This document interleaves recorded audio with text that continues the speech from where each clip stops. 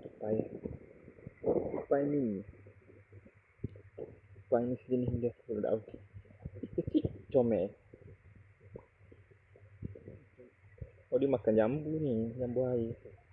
Aku pulak pergi yang buah dia. Ni. Buah dia.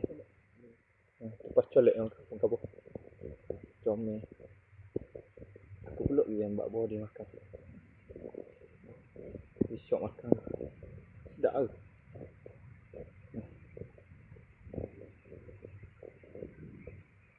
Jaga dengan semita. Oh, sorry lah. Tembak makanan dia. Ada jambu ni makan. Ni.